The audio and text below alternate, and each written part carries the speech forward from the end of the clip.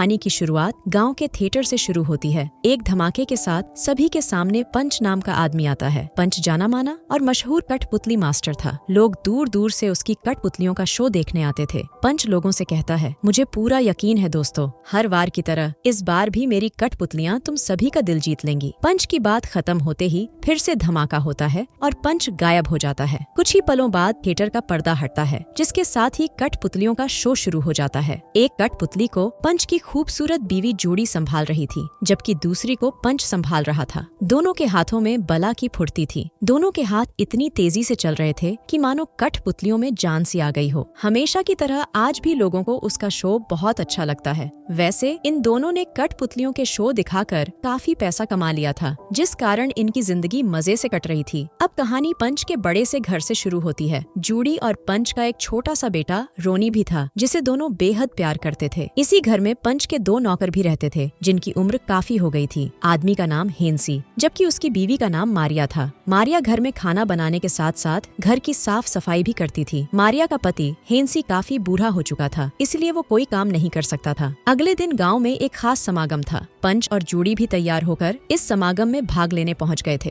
दरअसल हर साल की तरह इस साल भी गांव में पत्थर दिन मनाया जा रहा था। गांव में जो भी लोग शैतान की पूजा करते थे या जिन लोगों ने बुरे काम किए थे, उन लोगों को गांव वाले पत्थर मार मार कर मार देते थे। हर साल की तरह इस साल भी कुछ लोगों को बंदी बनाया गया था। इन लोगों पर शैतान की पूजा करने के आरोप थे। गांव का सरदार सभी को बता रहा था कि किसने क्या क्या गुनाह किया है। सब कुछ बताकर वो इशारा करता है, जिसके बाद गांव वाले पत्थर मारना शुरू कर देते हैं। वो तब तक पत्थर मारते हैं जब तक बंदी लोग मर नहीं जाते। थोड़ी ही देर बाद रात हो जाती है। रात होते ही पंच रोज की तरह दारू पीने लगा। उसे दारू पीने की बुरी आदत थी और उसकी यही आदत जूडी को अच्छी नहीं लगती थी। एक दिन पंच घर में बैठा खाना खा रहा था। घर में मैक्स नाम का एक पालतू भी था, जिसका मालिक हेंसी था। पंच को पालतू जानवरों से ज्यादा प्यार तो नहीं था, लेकिन फिर भी वो कभी कभी मैक्स के साथ खेल लेता था। आज भी पंच मैक्स के साथ खेल ही रहा था कि तभी जूडी उसके पास आकर कहती है, मैं थिएटर जा रही हूँ, मुझे आने में 1 घंटा लग जाएगा, तब तक तुम रोनी का ख्याल रखना। पंच को बच्चा संभाल कर जूडी थिएटर की तरफ जाने लगी। अब पंच रोनी के साथ खेलने लगा और इसी बीच मैक्स पंच का खाना खाकर भाग जाता है। पंच रोनी को वहीं छोड़कर मैक्स के पीछे भागने लगा। मैक्स भागकर अपने मालिक हेंसी के पास पहुंच गया। पंच आज बेहद गुस्से में था, क्योंकि मैक्स ने उसका खाना खा लिया था। वो मैक्स को पकड़कर उसे पीटना चाहता था। पंच का गुस्सा शांत करने के लिए हेंसी उसके सामने दारू की बोतल रख देता है। दारू की बोतल देखकर पंच का गुस्सा भाग गया और उसके मुंह में पानी आ गया। उधर जूडी थिएटर में काम कर रही थी, जबकि दूसरी तरफ पंच ने दारू की पूरी बोतल खाली कर दी थी। दारू पीने के बाद पंच कुछ देर रोनी के साथ खेलता है और फिर थक कर आराम करने लगता है। इसी बीच मैक्स फिर से वहां आकर खाना खाकर भागने लगा और पंच रोनी को गोद में उठाकर फिर से मैक्स के पीछे भागने लगा। उसने फैसला कर लिया था कि आज वो मैक्स को सबक सिखाकर ही रहेगा। भागते भागते वो दोनों ऊपरी कमरे में आ गए। पंच जैसे ही मैक्स को पकड़ने लगा तो वो एक टोकरी से टकराकर गिरता है और रोनी खुली खिड़की से नीचे गिर जाता है। रोनी इतनी ऊंचाई से गिरा था कि गिरते ही उसकी मौत हो गई। थोड़ी ही देर बाद जूडी भी घर वापस आ जाती है। घर में आते ही वो पंच से रोनी के बारे में पूछने लगी।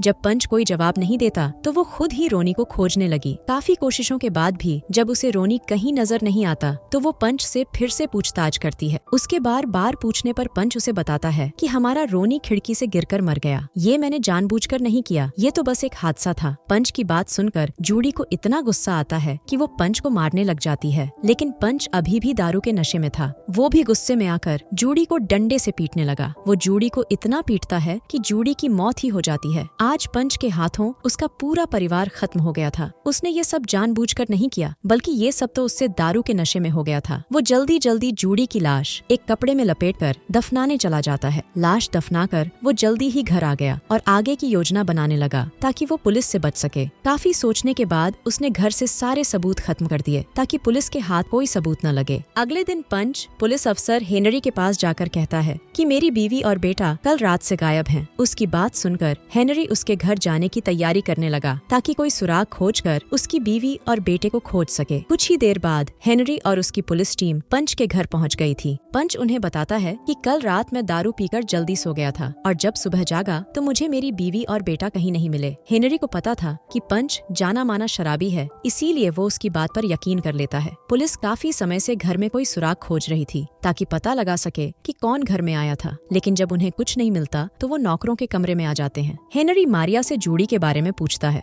मारिया उसे बताती है कि मैंने कल से जूडी को नहीं देखा। इसी बीच एक पुलिस वाले को अंगीठी के पास रोनी का एक बूट मिलता है। बूट देखकर पंच जोर से चिल्लाने लगा, इन लोगों ने मेरे बेटे रोनी को पकाकर खा लिया। ये लोग शैतानी हैं और शैतान की पूजा करते हैं। हेनरी मारिया से बूट के बारे में पूछता है, जिस पर मारिया कहती है कि मुझे नहीं पता कि ये यहाँ कैसे आया। दरअसल ये सारी योजना पंच की ही थी। उसी ने रात को बूट अंगीठी के पास रखा था ताकि सारा इल्जाम नौकरों पर आ जाए। हेनरी फैसला करता है कि वो नौकरों से पूछताछ पुलिस स्टेशन में करेगा। दूसरी तरफ गांव के पास वाले जंगल में कुछ बच्चों ने जूडी को देख लिया था। इन बच्चों को लगा कि जूडी मर चुकी है, लेकिन जब वो उसका हाथ हिलता देखते हैं तो वो उसे अपने साथ ले जाते हैं। ये बच्चे एक खास कबीले से वास्ता रखते थे। इनका कबीला गांव के पास ही था, लेकिन ये लोग गांव वालों से छुप कर रहते थे। जल्दी ही बच्चे जूडी को लेकर कबीले में पहुंच गए, जिसके बाद जूडी का इलाज शुरू हो जाता है। उधर पुलिस नौकरों को लेकर पुलिस स्टेशन की तरफ जा रही थी। पंच आगे आगे जाकर गाँव वालों को बता रहा था कि इन नौकरों ने मेरी बीवी और बेटे को पकाकर खा लिया। पंच की बात सुनकर गाँव वाले गुस्से में आ गए। सरदार भी पंच पर यकीन कर कहता है कि तुम्हारे नौकर शैतान को मानते होंगे, इसलिए हम इन्हें अभी मार देंगे। सरदार की बातें सुनकर गांव वाले भी भड़क गए। वो भी नौकरों को अभी मारना चाहते थे, लेकिन पुलिस किसी तरह उन्हें रोककर नौकरों को स्टेशन में ले जाती है। रात होते होते जूडी को भी होश आ गया, मगर उसकी हालत अभी भी काफी खराब थी। खुद को नई जगह देखकर वो हैरान हो गई। कबीले वाले उसे अपने बारे में बताते हैं और फिर उसे आराम करने की सलाह देते हैं, लेकिन जूडी गुस्से से तड़प रही थी क्योंकि उसके पति ने उसे धोखा दिया था। अब कहानी कुछ दिनों बाद शुरू होती है। जूडी की हालत में तेजी से सुधार हो रहा था और वो अब चल फिर भी सकती थी। पुलिस अभी भी नौकरों के खिलाफ सबूत ढूंढ रही थी, लेकिन उनके हाथ कोई ठोस सबूत नहीं लगता।